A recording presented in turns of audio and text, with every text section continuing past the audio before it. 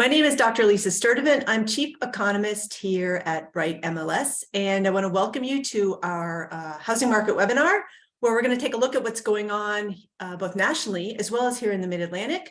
There's a lot of uncertainty in the economy and the housing market right now, and today we're just going to cover a little bit of what we're seeing in the market. You can use the Q&A feature to ask questions. This recording and the PowerPoint slides will be available after the webinar. You can access them on our website at brightmls.com. And again, if you have questions, please feel free to put them in the chat. Before we get started taking a look at the housing market, it's always a good idea to look at what's going on in the economy. And one thing, of course, that is on everybody's mind is what is happening with inflation. And then following on from that, what will the Federal Reserve do to continue to target inflation? So inflation peaked back in the summer at around 9%. And in February, inflation was running at 6%. Definitely down from where we were, but still higher than where the Federal Reserve's target is. As a result of that increase in inflation, the Federal Reserve has been raising interest rates 8 times over the last year, and they're set to meet next week to determine whether they're going to raise interest rates again. And I think if you had asked anybody a few weeks ago whether the Fed was going to raise rates at their next meeting, the answer would be an emphatic yes, and maybe by a half percentage point. But there's been a lot that's been going on in the last few days that will have an impact on what the Federal Reserve does next week, and then how that might translate into an impact on the housing market. I'm sure by now you have read about the Silicon Valley Bank and the Signature Bank failures, the collapses of those banks, the intervention by the Federal Reserve and the federal government to stabilize those banks, and also to bring greater stability to the banking industry writ large. But at the same time, Moody's outlook for the financial sector has been downgraded, meaning that there is some uncertainty still in the financial industry. While the interventions by the federal government does seem to have moderated any concern, a lot of the concern, I think the recent collapses of SVB and Signature Bank have highlighted that there are risks in the banking sector that that hadn't been highlighted. And it may mean that the Federal Reserve is going to take a step back from its interest rate increases, as interest rates have been part of the story of why banks are seeing some uncertainty ahead. We know that as the Federal Reserve has been raising interest rates, we've also seen increases in the mortgage rates. Mortgage rates, the average on a 30-year fixed rate mortgage has more than doubled over the last year. And we saw rates begin to come down a little bit in January, but then they rose again in February. But in the last few days, as we've seen uncertainty in the banking industry, we've seen investors who are looking for safer investments, such as treasury bonds. We've seen that both yields on the 10-year Treasury, as well as the average on a 30-year fixed rate mortgage rate, which follows very closely the yield on the 10-year Treasury, we've seen both of those come down over the last couple of weeks, down, according to Freddie Mac, the average at 6.6% today, with data released today, down about 0.25% from last week. And so I think we're going to see a lot of volatility in mortgage rates over the next few weeks, particularly as more information comes out about banks. And I think we're going to all have to keep an eye on what the Federal Reserve does next week. There is a chance that they will decide not to raise the federal funds rate at their next meeting. There's also a chance, probably a better chance, that they will continue to pursue rate increases, but at a 0.25% increase rather than the half percentage point increase that people might have been thinking. Despite the uncertainties in the banking sector, the reason why the Federal Reserve had been so aggressive in some ways about raising rates and continuing to push interest rates higher to combat inflation was that the labor market remained still very resilient. Usually the idea is when the Federal Reserve raises interest rates in order to bring inflation down, there can be a negative impact on the labor market as employers slow hiring or even lay people off. But so far, we have seen very strong labor market activity. We've seen very low unemployment rates, and job growth continues to be quite robust. So it's a little bit of a unknown out there about what's going on, and there's different opinions across economists, across folks who watch the financial markets as to what the Federal Reserve is going to do next week, but we'll all be paying attention. This all, of course, has an impact on the housing market because, of course, buyers are very sensitive to mortgage rates, but buyers and sellers are also paying attention to what's going on in the economy more broadly and whether there are growing risks of recession, which would make people less certain about their own financial situations and perhaps be more cautious about buying or selling a home. Right now, consumers still seem to be relatively upbeat about the housing market. And we saw that in a slight uptick in home sales in February. So these are monthly home sales across the Bright MLS footprint, which runs from New Jersey down to Central Virginia. And each line represents a different year and the number of home sales in that given month. So you can see 2018 in the yellow color, and then you can see 2022 in that orange. And you can see the dashed black line is where we are here in 2023. So home sales activity is still tracking very slow. We're down below, of course, where we were a year ago, but we're also down below 2018 and 2019 levels. We saw housing market activity really slow at the end of last year as mortgage rates ticked up to 7%. We did see, as I mentioned, a bounce back in buyer activity in January, but listings remained really low and supply was really, I think, a constraint on the level of housing market activity back in January and February.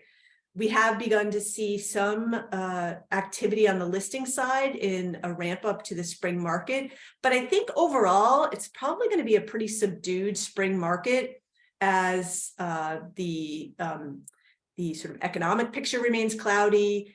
And also as sellers or would-be sellers remain on the sidelines because of being locked into very low mortgage rates, or simply not wanting to make a big move and sell their home.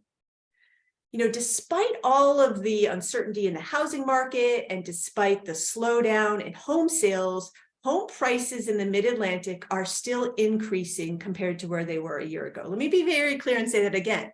Home prices are up here in the Mid-Atlantic, up by 3% year over year in February. We're hearing a lot of talk about the potential for prices to collapse, for home prices to fall. We hear stories that home prices have fallen from their peaks. And while home prices are lower in the Mid-Atlantic than they were back in the summer of 2022, year over year in most local markets, we're still seeing prices move up. And that is even as buyer activity has slowed, supply is just so limited that is continuing to put upward pressure on home prices in many parts of the Mid-Atlantic market. If we take a look at home prices, you can see this goes back to 2020 and looking at where 2020 prices were compared to a year earlier in 2019. Home prices have risen over the last 3 years very steadily across all our major markets. It's interesting, though, the Philadelphia metropolitan area has seen the highest or the fastest growth in home prices. Philadelphia home price is a little bit lower, of course, than the Washington area, for example. But look how they were all sort of tracking. Price growth was kind of tracking the same, Baltimore and Philadelphia back in 2020. But since then, we saw a big boost in Philadelphia. So steady price growth. We're seeing home prices still up about 30% compared to where we were back in 2019. And so while we will continue to see price appreciation slow, we have to remember we're coming off 3 years of really, really strong price growth. And the primary reason why prices have been rising so quickly is that inventory has been so low. So this chart shows the number of active listings in the market at the end of a month compared to that same month a year ago. So anything in that gray shaded area means that inventory is shrinking. The number of homes that folks have to choose from is getting lower than it was the year before. sometimes by 60%. If you look in Baltimore, for example, back in 2021, inventory down 60% year over year, but all across the major metros. Since fall, we have begun to see inventory increase as the pace of new contract activity has slowed. Inventory has begun to rise. In the Washington area market, for example, we can see the number of active listings in February is up 35.4% compared to a year ago. Inventory up close to 38% in Baltimore, up 30% in Philadelphia. We've been hearing a lot about inventory expanding, but unfortunately, buyers still aren't seeing that many choices because we are increasing from a very, very low level of available homes for sale. And just to put that in perspective, let's say you were a prospective home buyer in 2019 out in the Mid-Atlantic housing market, which I know is made up of many markets, but just overall. You would have had a certain level of homes to choose from. That same buyer out in the market today, the level of homes available for sale is at 60% lower than where we were before. So instead of having, those 40 homes to look at, there's only 16 homes to look at. It is a very tight inventory situation, even though inventory has been increasing over the last few months. And this question about inventory, is the recent increase in inventory a function of new listings, or is it a function of longer days on market? That's a great question, Carol. And the answer is, for the most part, inventory has been expanding in most markets because homes are remaining on the market longer, not because we're getting a flood of new listings. There are some markets where new listings are up, places in particular in some of our coastal markets and some of our exurban markets, but by and large, the inventory growth is simply because homes are remaining on the market longer. We're also seeing in the market that there's been a shift in how pricing is impacting the market. In general, during the pandemic, we were seeing on average homes were selling for far beyond asking price. Over the last few months, really since the fall, since mortgage rates ticked up to 7%, we're seeing the average sold to list price ratio across our 3 metros down below 100, meaning sellers are listing the home, and then on average, the offers are coming in below list price. And look, that is more typical of where we would be in a housing market. We're down a little bit lower than we would have been right before the pandemic, but you can see that starting to tick up. Look what happened in January and February. These ratios started to tick up, where buyers were coming back to the market after the first of the year, starting to put upward pressure on home prices again. And so I think all that's to say is, as we head into the spring market, there's a lot of talk about the market slowing, and I do think it'll be a more subdued spring market than it has been in certainly in the past couple of years. There is still a lot of price pressure. And we'll talk about what that means for buyers, and we'll talk about what that means for sellers as where we go from here. There was a question about this, whether this change in average sold to list price ratio and offers coming in below list is because sellers are still pricing their homes reflecting kind of the frenzy of a year ago. And that's part of it. Although we have seen list prices fall, we have seen that sellers do seem to be doing a better job of listing their homes for a price that reflects more current market conditions. And I think part of that is, the value that you all bring to the market to help sellers price their homes better. We actually saw those list prices sort of begin to moderate back in the fall. So there is some of that going on there, as you know, sellers may be trying to reach for their price. So that is certainly part of it. I think the other part of it is, though, there is still a lot of competition. Across the Mid-Atlantic, about a third of all homes that sold in February sold for above asking price. And so maybe sellers are seeing that and they're saying, gosh, people are still getting above asking price. Let me stretch a little bit here. The share of homes selling above asking price does vary across the region. For example, In the Washington, D.C. metro area, about 36% of all homes sold in February were sold for above list price. But by contrast, if you look out on the coast, the Del Mar coastal region, which includes, Rehoboth Beach and Ocean City, many fewer homes, a much smaller share of homes are coming in above asking price. And so it does reflect sort of this variation in competitiveness in the market, which is really important as you work with buyers in this spring market, that the conditions are really going to vary not only across regions, but even within regions, you'll find very different markets. Just as one example, in the Washington, D.C. area, for example, the average sold to list price ratio is down around 92% in DC proper. But if you go out to Montgomery County, Maryland, just outside of DC, we're still seeing that a large share of homes are selling above list price, and that average sold to list price ratio is still hovering right around 100%, even in February now. Homes are taking longer to sell, which is that question about why inventory is increasing. And a key reason is that homes are taking a little bit longer to sell.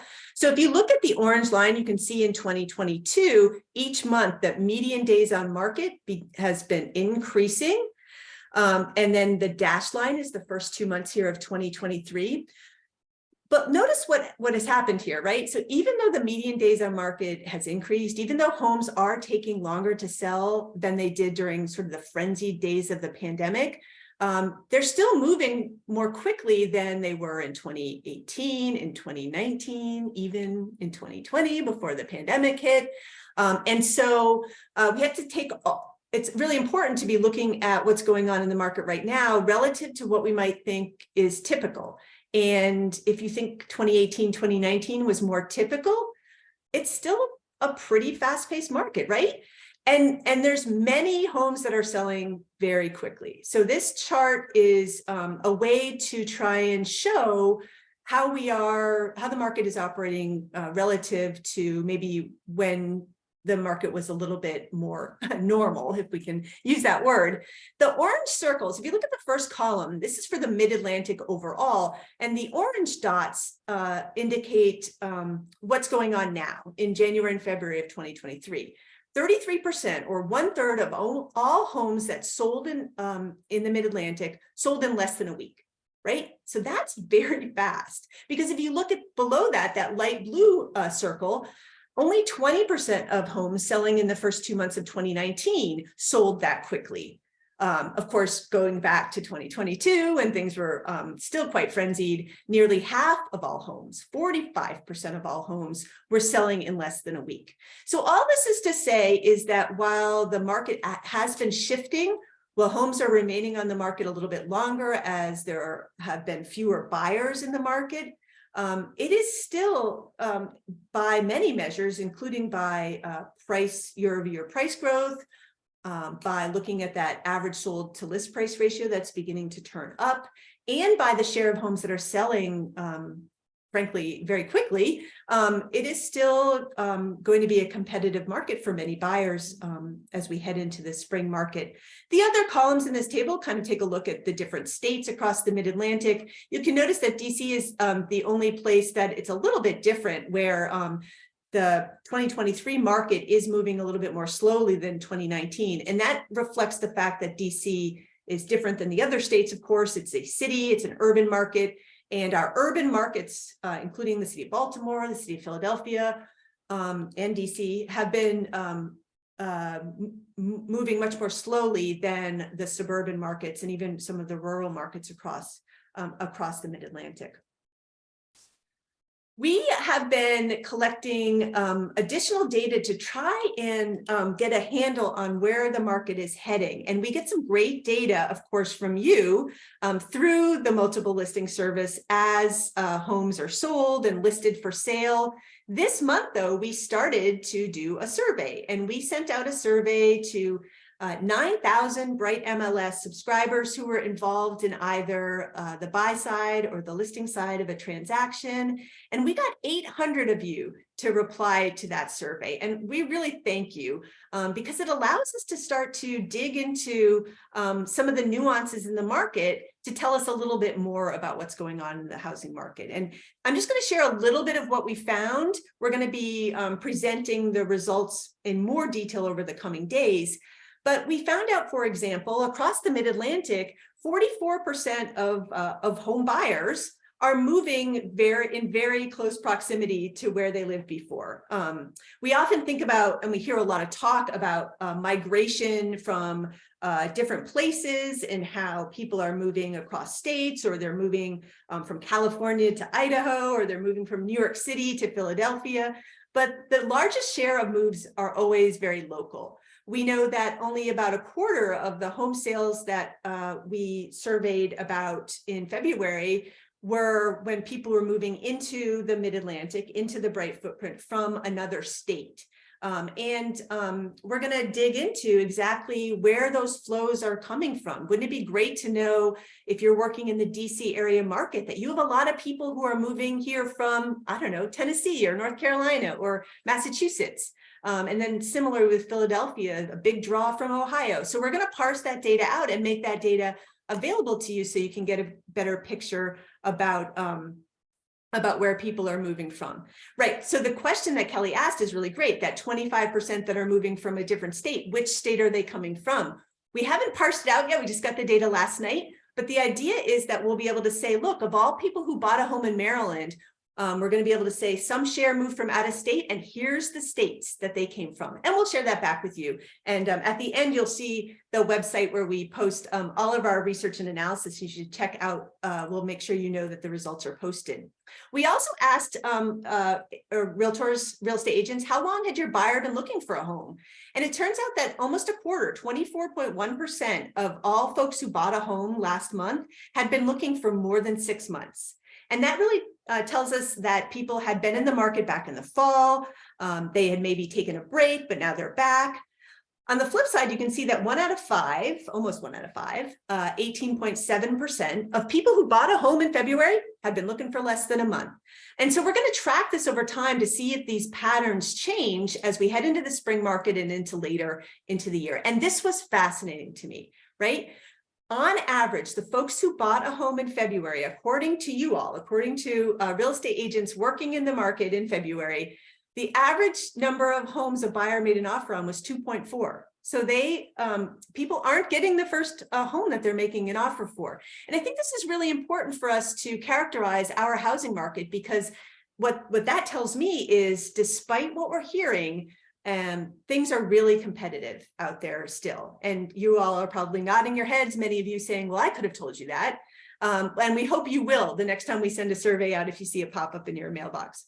We also asked, about people who are selling their home here in our footprint. Where are they going?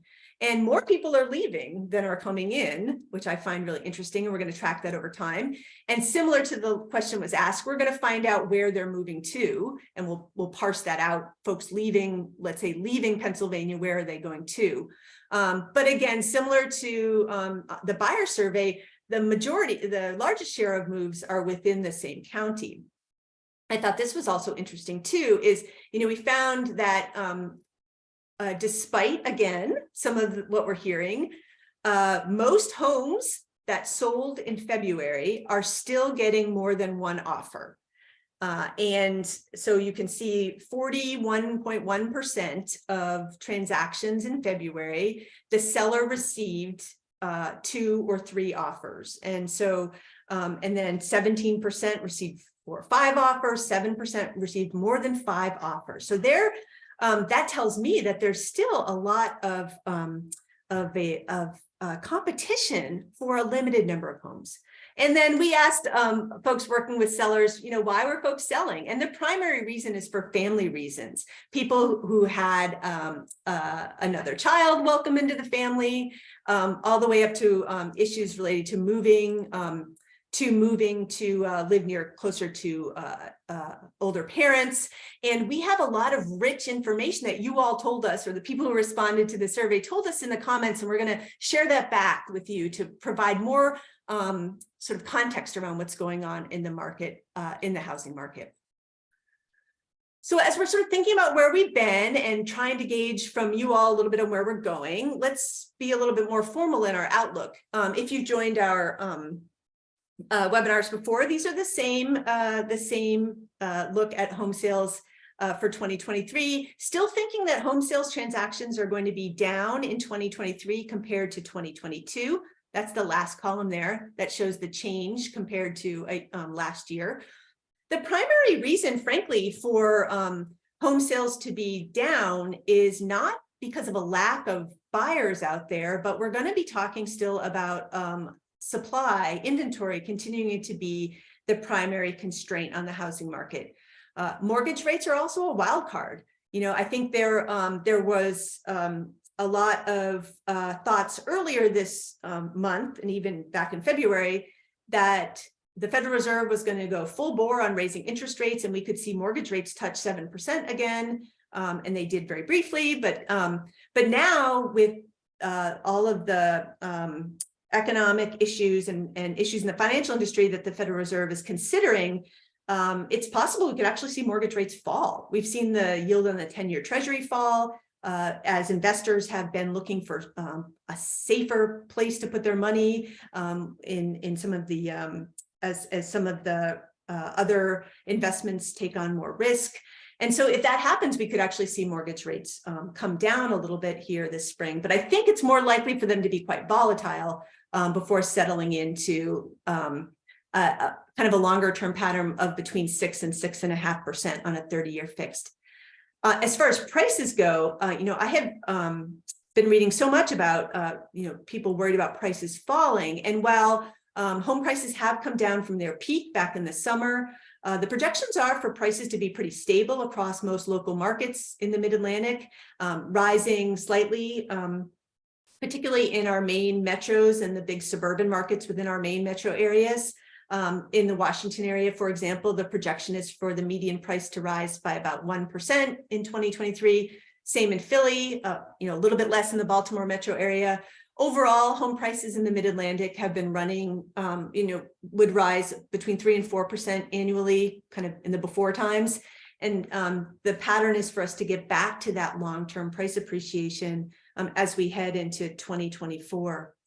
So what does all this mean, right? I think there's so much going on that sometimes the question is like, you know, how do I break this down and so that I can talk with my buyers, I can talk with my sellers.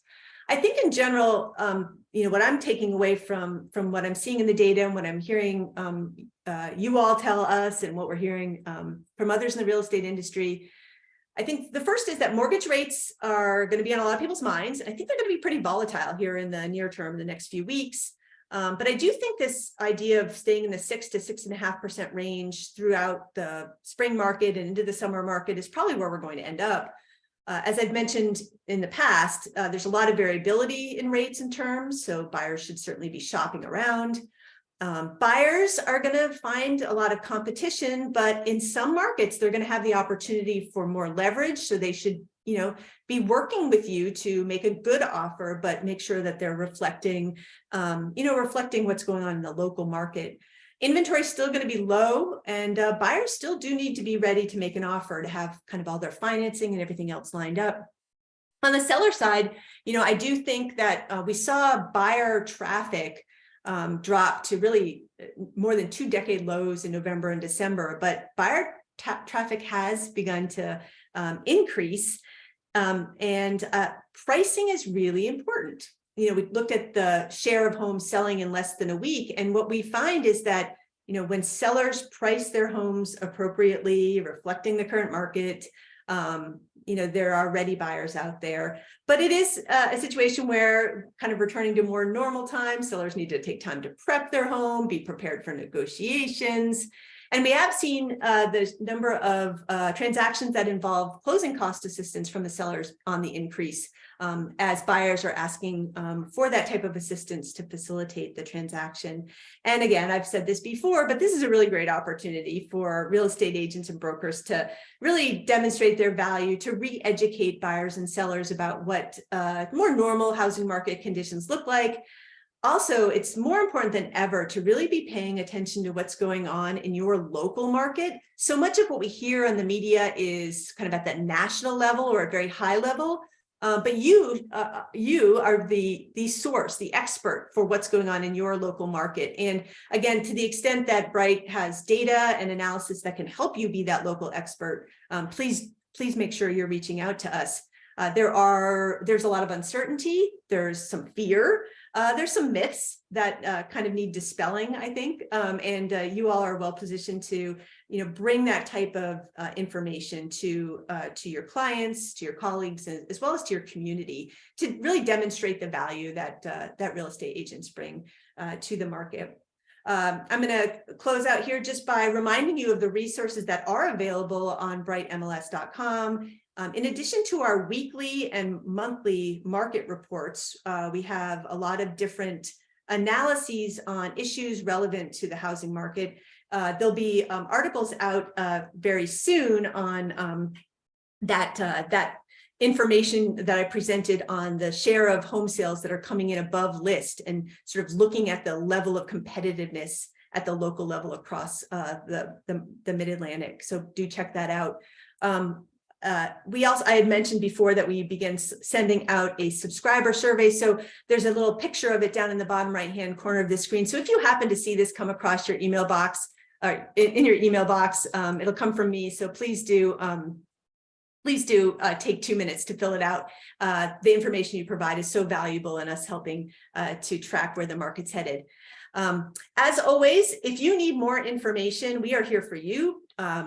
You can reach out to me directly. You can also reach out to our new senior economist, Erica Clemens, and our contact information is there.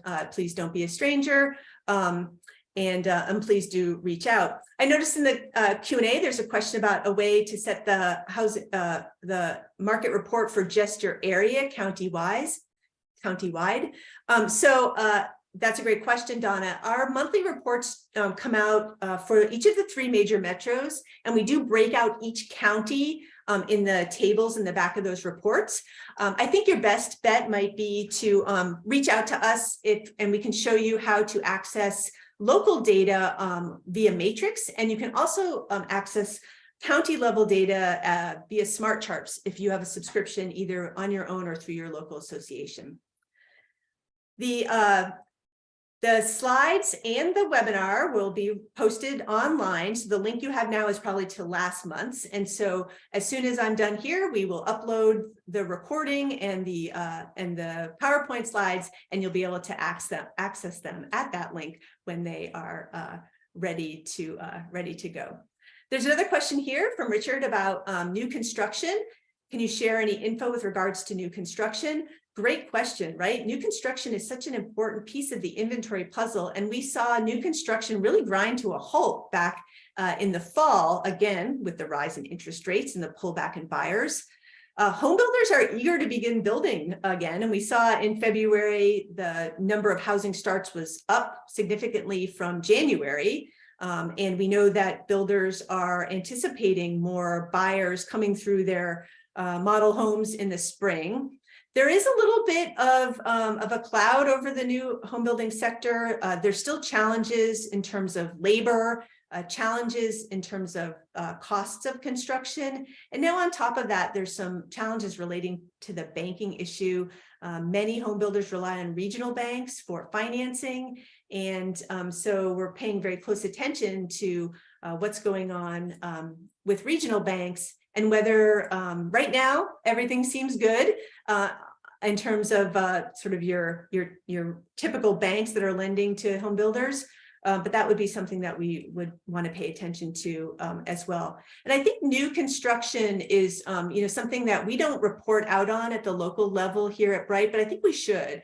And so stay tuned, and we will we will share more data. And there's a question about the stat on buyers are writing 2.4 offers on average before one is accepted. Cheryl, that's exactly right. That's what we're finding from the survey that we put out in February. We're going to parse that out a little bit. We're going to find out, gosh, is that just in one part of the region? Is that just for certain kinds of homes? Is that certain price points? And so stay tuned, and we'll hopefully have more information to share with you very, very soon. So I want to thank you all for joining us again. Please check the website tomorrow. We'll have both the recording and the slides. And in the meantime, if you need anything else, please don't hesitate to reach out. Thank you very much for joining us, and I hope to see you next month.